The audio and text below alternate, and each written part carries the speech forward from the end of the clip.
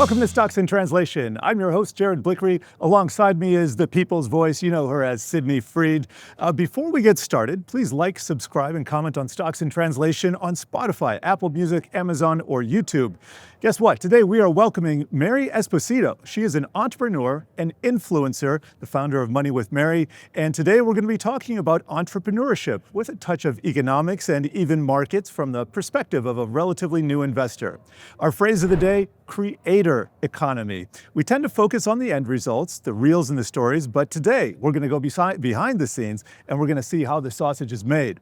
And this episode is brought to you by the number 2021, as in the year, which was an important year and a time for retail investors, including Mary here. We dig into her story as a fledgling trader. But Mary, just introduce yourself for the viewers, please. Yes, well, thank you so much for having me. My name is Mary Esposito. I'm a junior studying business at UNC Chapel Hill. I run Money with Mary, which is an educational platform dedicated to empowering Gen Z to pursue more financial literacy. And I'm happy to be here. All right, we're happy to have you. I want to get into our phrase of the day. It's a creator economy. So this is something we talk about a lot, and I know that you are a creator yourself. So I ran a definition through ChatGPT. It doesn't have to be exact, but the creator economy represents people monetizing or making money from digital content, which could be products, services, skills, or ideas on platforms like TikTok, YouTube, Instagram, maybe Snaps. It's a process that transforms personal brands into businesses, and that's kind of your story. So what is it like being a creator here? Well, right now, especially, it's been a little stressful with the whole TikTok ban going on, but I was able to use content creation as a way to scale up a business as a teenager and make a full-time income while in college. So I would say that I really appreciate the platform social media has brought me, but it does have its ups and downs, and I'm looking forward to getting into that discussion. So you've been doing this for a while. What inspired you? Yeah, were you inspired by another creator, or you just saw that this was the way technology was going? What inspired you? Well, actually, so I have been creating content for 7 years since I was 14, and I'm 21 years old now. And I first got into it because I like to crochet and knit. So that's how you get into social media. That's always how you get into social media. That's everybody's story. So I wanted to share my little stuffed animals with more people. But then, it started gaining traction and virality. That's my first business, my first crochet business, Purple Pear. And then as I was able to generate an income from that, especially during the pandemic when all my classes were asynchronous in high school, I was able to learn investing as a way to, I had all this extra money, what was I gonna do with it? And so that's what got me interested in personal finance as a whole. And that's what inspired me to start Money with Mary when I realized that there was this really big gap in our educational curriculum. Too much money. That's a good problem to have.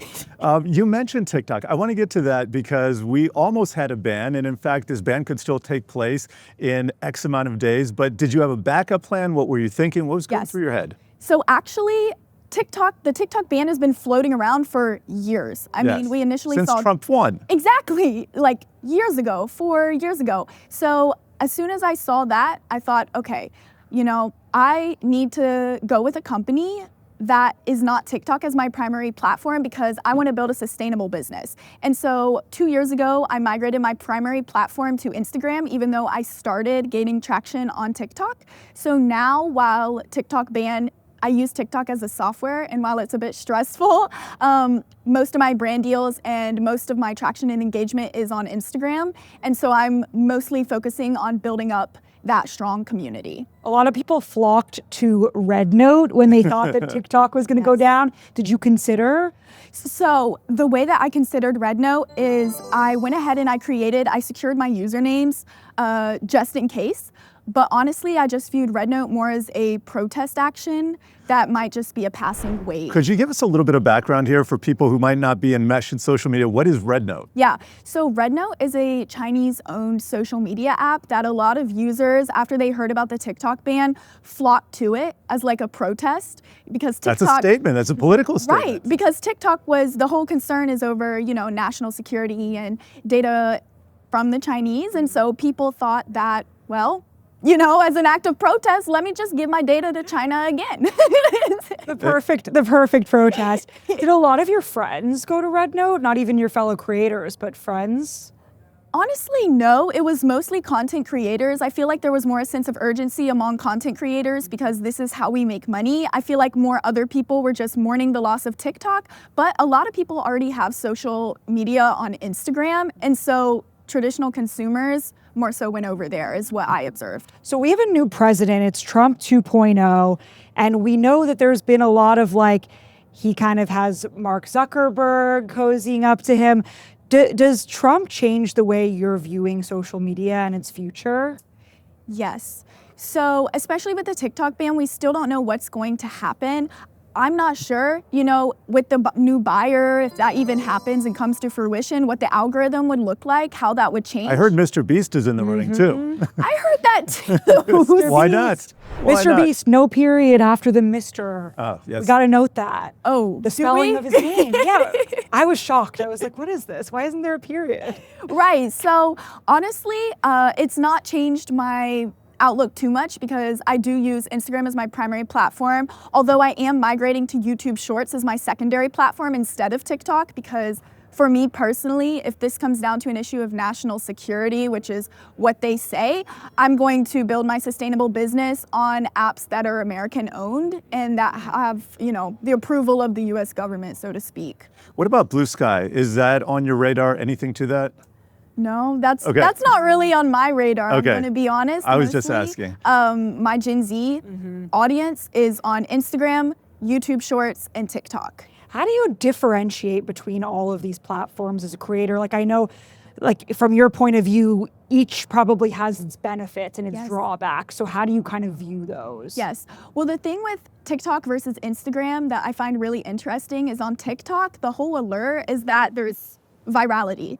A lot of potential to go viral. So that's lowered the barrier to entry for a lot of people to gain traction, build an audience, monetize that. But for me, the problem I had with TikTok was that you could either get 200 likes or 200,000. Whereas if you go over to Instagram, it has a more consistent engagement rate, at least in my opinion, but also as I've been talking to other content creators. So say instead of, crossing my fingers that it's 200,000 instead of 200, I know on average I get, say between 2,000 and 4,000 likes. And so when I'm pitching to brands, I have a more accurate media kit, more accurate. How much crossover, how much portability do you have between the two platforms? If you're creating content for IG, how much extra work is it to do a similar thing for TikTok, or do you just have to tear it up? And the length of the post, Sure, too, that too. right? Yeah, so it's interesting because TikTok, while I noted that, it might be going away, I still use it as a software to do my content creation because I'm familiar with the native features. So just like the engine itself? Yes, so TikTok I more so use as an engine, and then if my platforms go viral on TikTok, if my posts go viral on TikTok, I'll just direct people to my Instagram. So it's more so like a preliminary step in the funnel, bringing people down to my primary platform. But when I post on TikTok, I'll just get that raw video file and I'll repost it to Instagram. I'll repost it to YouTube Shorts. So now the same piece of content has 3 chances of going viral. Yeah, that's interesting. Can you demystify something for me? The monetization process of these apps. I don't know if I'm sure it's different slightly for each one of them. If you have one viral video, are you rich? No. Or you're not poor, but or maybe you are. Well, I can speak to that because I had a video go extremely viral on all platforms. Like millions? It was posted. Millions. Over 100 million views across platforms, 10 million likes, I think, accumulated across platforms, and Instagram paid me $140. That's not what I was Yeah, expecting. No. That's not mind-blowing. That's not much. That's not jaw-dropping. That's not eye-watering. No. So that's less than $10 per million views. So to demystify what you said, you really can't make a lot of money, in my experience, in the app just from AdSense, so to speak, from Instagram. So most of my money comes from brand deals and affiliate marketing and other external sources that I've brought in and connected to my business. So it sounds like you've got to manage a bunch of different moving parts here. Do you have any help? Because there's a lot of detail work, it sounds like, and plus you're a full-time student. Yeah, so I am a full-time student with 2 businesses. I was going to say, This I is was not doing intimidating. this much in college. I wasn't Good for doing much. you. I wasn't doing much learning in college. But also, it's interesting because, just to, provide some context, I mean, y'all didn't have, the lower barrier to Okay. entry. Oh, I thought you were Maybe going to say you not. didn't have social media. I was going to be like, I had social media. I didn't. I didn't have the internet. I just for meant the like record. it, you know, like the development of Yes. technology and stuff has made it easier. So like for me, while I don't necessarily have, outsource my video editing, I do everything in house. AI has really helped me. I've been able That's my to secret sauce. use it to streamline scripts, ideate, help me make my email sound more professional, help me come up with SEO, search engine optimization. So it's really helped. I love using it creatively. Do you use it you said ideation, like bouncing off ideas? Mm-hmm. Yeah, so what I've been doing is I've been talking with, say, like ChatGPT, and so it already builds up a knowledge database of how I write, what You're I training do. it, basically. So yeah, so like I uploaded my resume, so it knows like this is what she does, and so when I talk to it, it's more informed and can give me responses that aren't just generic. Wait, I never realized I use it obviously also. I test it out. The paid version? No. It's a different experience. I like to use it also to like double check facts. The only problem is that then I have to triple check them. But I was going to ask, I guess you have an account, but I didn't really realize it's learning your writing style too. Yes. Can it do anything with video yet or no? I don't use it for videos, but what I will do is say I'm trying to come up with text on my screen and I'm trying to find the best way, what would be the best hook, what would get people to watch the entire video. That's what I would use it for in that capacity. All right, hold that thought. We need to take a short break, but coming up, we're going to be time traveling back to the heady, Reddit-fueled stock mania, the retail stock mania from the early pandemic. Plus, on Who Wore It Better, we've got a flock of social media platforms strutting their stuff.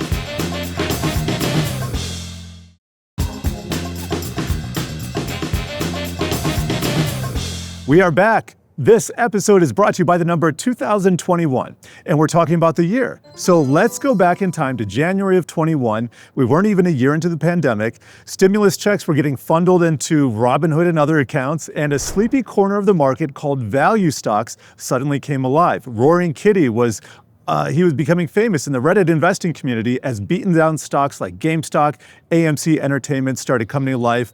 It was a trickle and then it was a flood. And GameStop would soar 11,000%, AMC 3,500%. And though it wasn't a value stock, Palantir, it was a newly IPO'd security/AI stock. This jumped 400% over that same episode. And you decided to take the plunge into PLTR, sorry. What happened next? Oh boy. Well, so this was also when I was first learning the ropes of investing as a teenager. And so one of my main sources for information was the subreddit on Reddit called Wall Street Bets. And that's actually the community forum that instigated the whole, We know it GameStop well. short squeeze. Yes. And so they were telling me to buy Palantir. And so, I was thinking, well, people don't have bad intentions at all, right? I'm still naive. maybe their my intentions frontal were lobe is good. still developing. Yeah. So, There's that 21 energy. so I invested in it, and that was the highest it ever got. Yes. Oh boy, what inspired you to do it in the first place, or even that was your first Yeah. stock trade ever, or no? That was not my first stock Okay. trade ever. So I had been invested in ETFs and other safer securities, say like Google or Apple or Microsoft, right? But I wanted to become a more informed and active investor. And so I thought, let me take a risk, and I did. And I happened to invest at the very top. And that was my mistake, is that I thought, it's only going to go up because that's what people are saying. So I need to get in now. There's something great though about even learning in this failure, right? Well, like you in the had best to take way a possible, risk. in the most Yeah. famous way possible. And let me take my hat off to you, because not a lot of people would just come on this isn't live, but come on TV and tell their story about how they lost money in the stock market as an educational tool, because everybody who trades, everybody who invests loses money in different ways, but they're all kind of related. And I was talking to Sid, we were thinking about doing entire shows on the art of losing money gracefully in the stock market, because it's all about, do you keep a seat at the table? Do you live to trade another day? Mm-hmm. What have you learned in the few years intervening? Like you've kind of regrouped and you formed your own trading strategy. What is it like? Well, to use your word, I'm trying to be more graceful about it.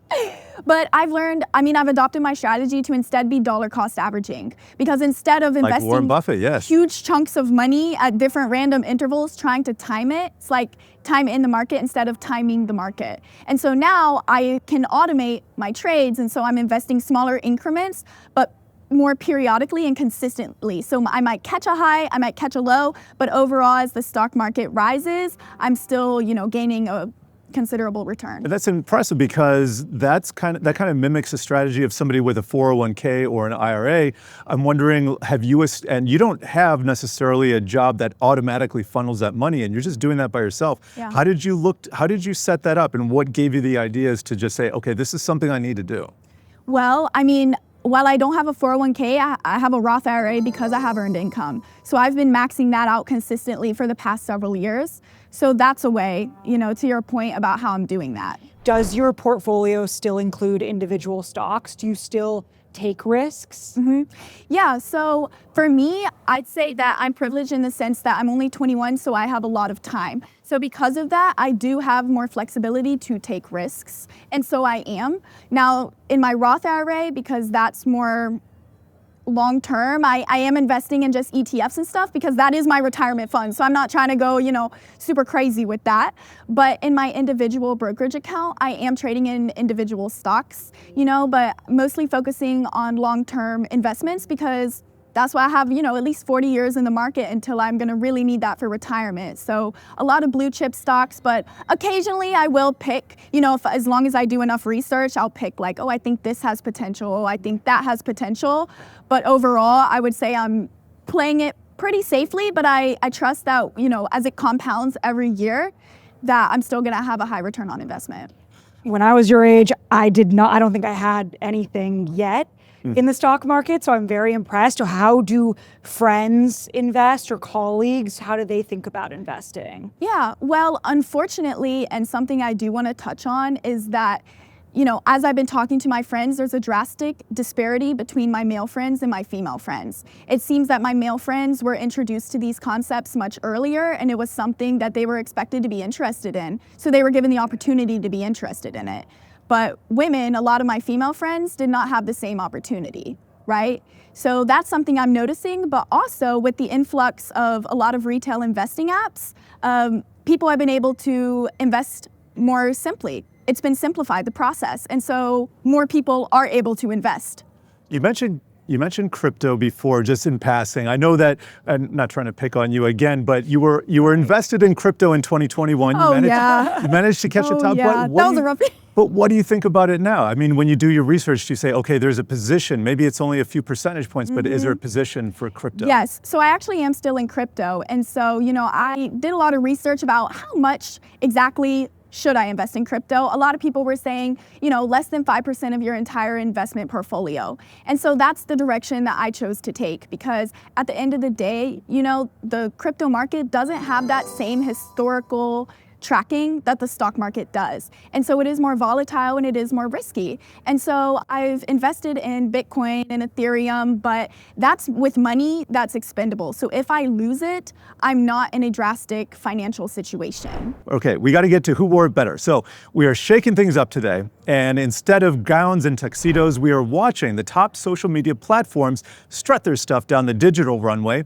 Each platform is serving us 3 distinct looks, and we're here to pick the winner in these categories. So first up, Mary, is best dressed for financial fame. We kind of touched on some of this before, but when it comes to monetization, which platform truly helps creators pay the bill? Is who's turning likes, clicks, and follows into the cash that will fund our crypto investments? Right. Well, I would say that TikTok has a much larger creator funding pool than Instagram. And so a lot of people have been able to monetize much more on TikTok. But a lot of ways people monetize isn't necessarily through the creator fund on the specific social media app. It's through the external income streams that they're generating from their platform. So say affiliate marketing, brand deals, digital product sales, etc. We touched on this earlier, but is it like a dollar per view? I know it's not that, but is there some sort of equation like that? There is no specific equation. Everybody has a different opinion. Oh, it's 1 cent per 1,000 views. Oh, it's this, and that. And the truth is that there's no single formula, but I will give an example. So for me, I had a very viral video on Instagram that got over 68 million views, like 10 million likes, and I got paid $140 for it. So that's less than $10 per million views. That's shockingly low. All right, we have another category here, best dressed for short form storytelling. So when you want to craft a powerful narrative and tug at the hearts and minds of people in just a few seconds, which platform nails the art of short form? Who wears the badge of influence with the most flair? Well, short form content was popularized on TikTok. So I would say that TikTok is where most people are generating revenue and going viral for this short form storytelling content. But my strategy is I view that as a bit of an oversaturated platform and space on TikTok. And so what I do is I bring it over to Instagram, and because it's less common on Instagram, I'm able to get more traction because it stands out. Another category here, final one, rising star of social media. Every red carpet has its breakout star. The digital world is no different. Which platform is dazzling us with the next big thing? Is there one? Well, I would say that Instagram has remained successful because of its ability to evolve and honestly adapt, steal, co-opt features from other platforms, whether it's like Instagram stories from Snapchat or it's the short form video content from TikTok. But something that I'm keeping my eye on is YouTube Shorts. A lot of people write off YouTube Shorts because they're like, I don't watch shorts on YouTube. I go there for long form content. But there's actually millions and millions of users on YouTube Shorts. Just scrolling. It has a huge global presence. It's already on an established platform, and I'm using short form content to gain subscribers and redirect them to long form content. So it's still benefiting me overall. If you could change one feature on one of the apps that you use the most, would you know what that would be?